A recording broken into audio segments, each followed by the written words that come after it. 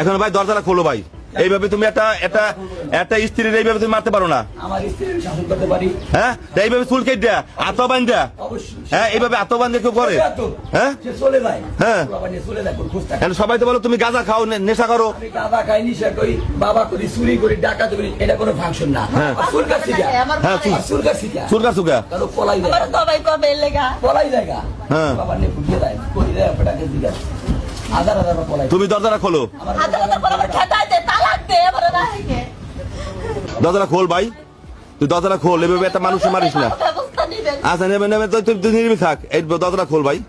এ তোমার বাপের বাড়ি কোথায়? মুন্সিগঞ্জ। তোমার নাম কি? সোনিয়া। তোমার সন্তান কয়টা? দুই ছেলে। আর এক ছেলে কোথায়? আহারে, ওই ঘরে ঘুমাইছে। আহারে, কি করি এখন কদি?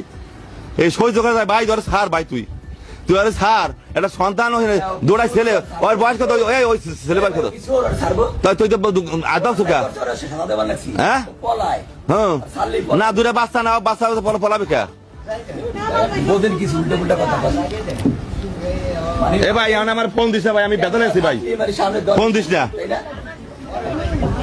হ্যাঁ দিছি, আইতাছে, রাখ। হ্যাঁ, খোল ভাই,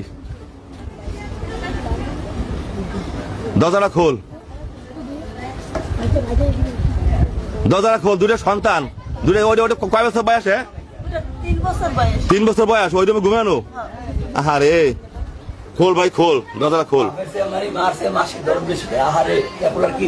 হ্যাঁ, না ওই যে তোমার যে ওই যে আত্মা বাঁধছো পলাবে না। তুমি চুল কাটবা? অবশ্যই না দিতে পারে, গেলে নিখোঁজ হয়ে যায়। হ্যাঁ, যা জানেন না পুরোপুরি জানেন, ও গেলে নিখোঁজ হয়ে যায়। পোলাপান নিয়ে 12 বার বলাইছে।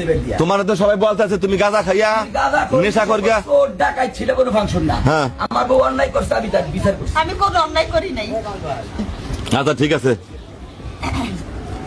আপনি তো গাঁজা খান, বাবা খান, ইয়াবা খান না? পারবেন না, আমরা খাবো কা? আমরা তো ওই ধরনের কাম করি না। ও, আমরা ক্লিয়ার। ও তাই?